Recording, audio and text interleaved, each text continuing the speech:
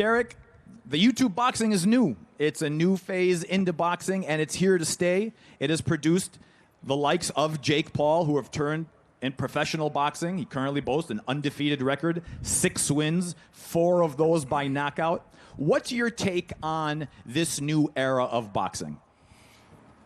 Listen, as I keep saying, entertainment. You know, if I could go back, I'd become a YouTuber boxer, to be honest with you. But I can't though. But, you know, I might transit to be a YouTuber boxing now. You know, this is a great fight. Tommy Fury versus Jake Paul. You know, pressure's on Jake Paul, to be honest with you. You know, he's called out a professional fighter. And if Tommy loses to Jake Paul, you know, he's going to be a laughing stock. You know, he got beat by a guy who plays video games. You know, so, and I know this man here on my side, he's hungry. He hasn't got no fear. I've seen it in his eyes before. He's not scared of the Furies. So it's going to be an exciting fight. I've seen him knock out so many guys. And he's in the gym every day. You know, Tommy is a good fighter, but he's not here today. I don't know why. His family, what do you say he's facing? No, I said he's dealing with a private matter at home. I mean, a private matter. He sent you. Great, thank you. Yeah, so it's going to be an exciting fight. You know, somebody's going to get knocked out. You know, the problem child, is that what they call you? Yeah, I guess so. Yeah, I guess so. Why they call you that? Because I'm a problem for people in the ring.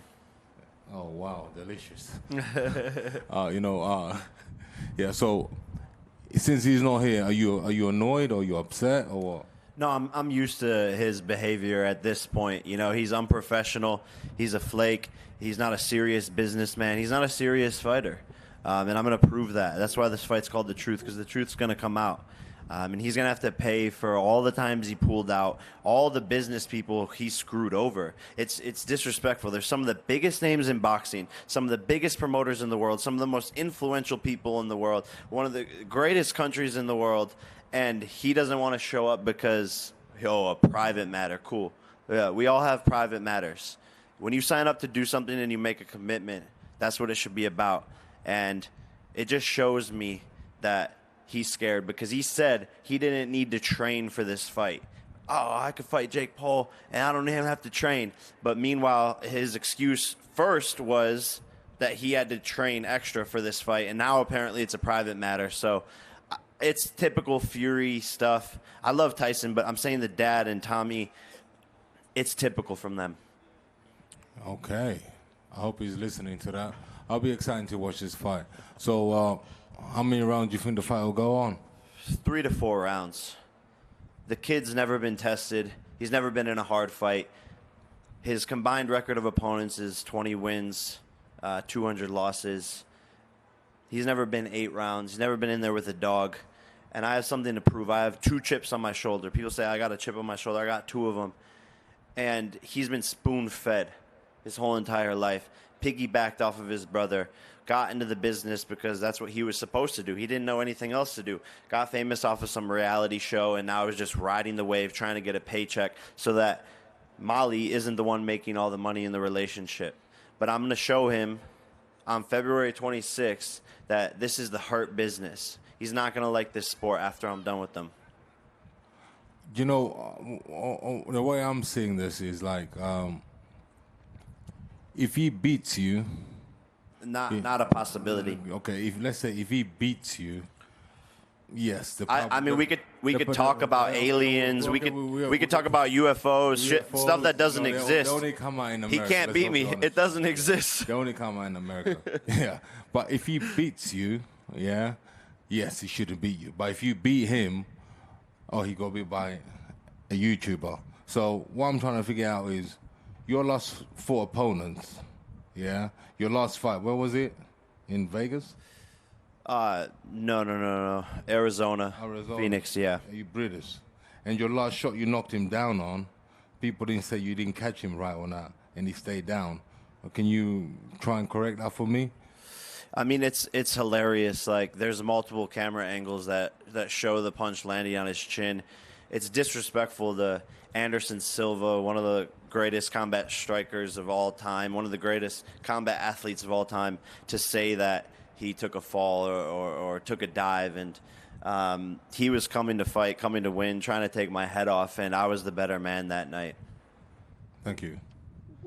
All right. Well, Jake Paul is never short for words, but before I do officially bring it back over to Jake for a couple of questions that I have myself for him, on top of a lot of the questions that I think everybody was on their mind that Derek asked, I'd like to bring in and welcome Nikisa Badarian. He is the co-founder of MVP, Most Valuable Promotions, and the business partner of Jake Paul. Nikisa, first and foremost, welcome to the Kingdom of Saudi Arabia.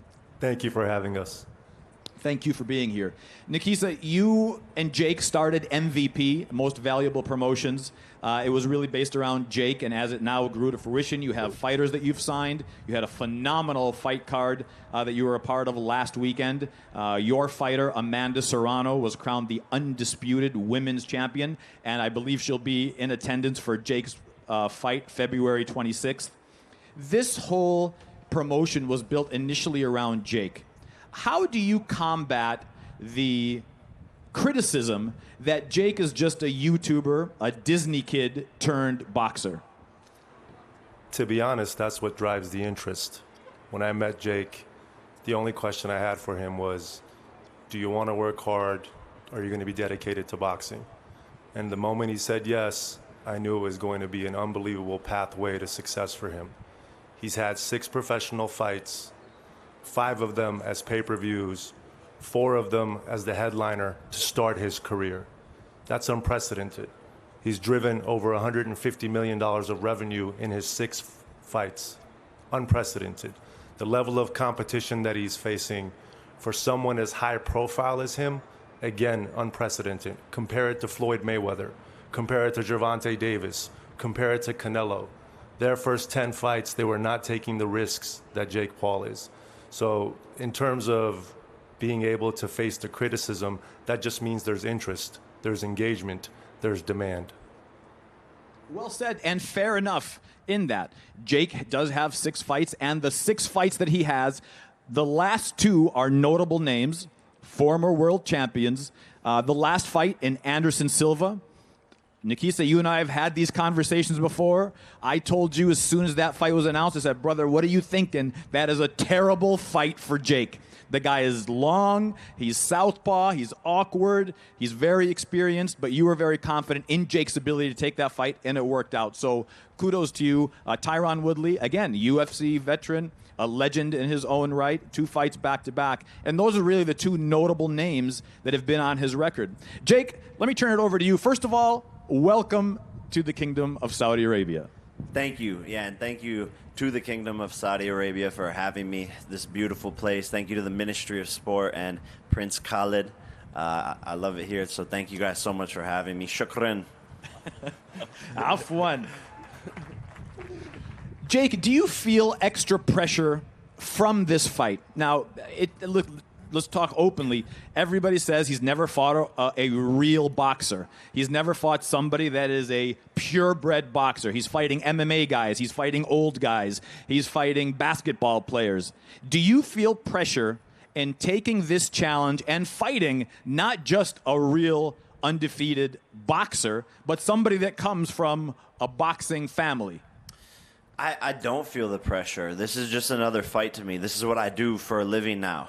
I spar against harder professional boxers in the gym than this guy, world champions, people who are ranked #1 in their division. I'm sparring Moosin Kaysen, who's on the undercard. Shout out to Moosin, but I'm sparring, Chad Dawson. The list goes on. Multiple world champions, and Tommy is just another speed bump. And I'm gonna prove that I'm here to stay. I'm going to prove my work ethic. I'm going to prove my power, my stamina, my athletic ability, and my boxing IQ. That's one thing that people don't really realize, that I take this sport seriously. I study it. I live, I breathe this sport. And Tommy is just not that guy. Well, let me flip the script then, Jake. Do you think Tommy, you've heard Tyson Fury say, if Tommy Fury loses, he can just stay in Saudi Arabia. Do you think that mounts pressure on Tommy? I think there's a ton of pressure on him. He's never been a main event. He's never fought 8 rounds. He's never fought someone like me. He's never done this much media, this much attention, this much trash talk. So the pressure's going to get to him. He just had a kid. This is really his only chance to become something. After this, it's back to whatever the kid does. So the pressure's on him for sure. And he probably will have to stay here in Saudi, and maybe he wants to. It's really nice here. Maybe he can become Cristiano Ronaldo's, masseuse or something. All right. Let's turn and talk about a little bit about the question that I asked Nikisa. Do you feel the pressure? I mean, how do you handle the criticism of, listen, Jake Paul is not a real boxer. He's an influencer that's dabbling in boxing. I think very few people know of the commitment that you've made in moving, selling your house, and doing this thing full time. How do you handle that criticism, Jake? Look, I embrace it. I embrace it. Whenever you're doing something different, whenever you're changing the game, innovating, people are going to be mad. Of course the taxi drivers were mad at Uber. Of course. And that's what I'm doing. I'm doing things differently. I'm shaking the pot. And I get that. I have to prove myself. I let my actions speak louder than my words. And I have a lot of words. And I say a lot of stuff. But I always back it up with action. And people will see how serious I am. This is my life. And I don't take it lightly. It's a very serious sport. It's the hardest sport in the world, and I've played every single sport. And so I know that when you're in there, your life's on the line. And if you think that I take my life as a joke, then you're playing yourself. Jake, you've made some announcements of different things that you're doing, and I know you're not looking past Tommy, but what are your plans after Tommy Fury? I think I'm going to call it Prince Khalid and see if we can just vacation in Saudi. I might just chill out here for a bit, I think Prince Khalid would love to have you vacation here back in the kingdom. And Tommy's going to be here too, so maybe I could beat him up again. I remember when you made you had your first fight on your brother's undercard in Manchester. And you had fought Deji. You had a great performance. After that, you fought another influencer in Anderson Gibb. Tremendous performance. Then it went on to Ben Askren. Then it went on the 2 Tyron Woodley fights. And then it gradually grew into the Anderson Silva fight. And I'll tell you, and I think that a lot of people have the same kind of mindset, is that was the test for me to see if this guy can mount under the pressure. But this test is the truth in you fighting a real boxer. Have you prepared any differently for Tommy Fury than you have your previous opponents? Not at all. Yeah, I always take my opponents super seriously. And Anderson Silva, has been in there with the best people in the world. Tommy Fury hasn't. I was messaging with Tyron Woodley today, actually, and he was like, man, Tommy's an easier fight than me and Anderson. I was like, yeah. But that's not what the people think. What does real boxer mean? I mean, anyone can go down the street and get a professional boxing license, There's people who just do it for paychecks. He has a last name, a glorified last name, and that's what's gotten him this far. And he's, semi-good looking and was on a reality show. But real boxer, whatever it is, I've been in there with real fighters who were the best combat strikers at the time in their generation and outboxed them. So February 26th, that's why it's called The Truth. We will see the truth of who the real boxer is. Jake, I got to ask you, and it's the question that I've wanted, and I know you usually don't ask boxers this, but I am going to ask you, what is your bold-faced prediction for February 26th in Diriyah? I'm knocking him out 4 rounds or less. Bet the house on it. Put your mortgage on it. Derek, thoughts? What happens if he knocks you out? He couldn't knock out Daniel Bochinski, a taxi driver, in 6 rounds. The guy doesn't have power. He couldn't knock out Anthony Taylor. Couldn't even wobble him. Couldn't even hurt him. Anthony Taylor was 25 pounds less than the guy. The guy doesn't have a high KO percentage. And yeah, normally I build up my opponents, right? But it's just hard.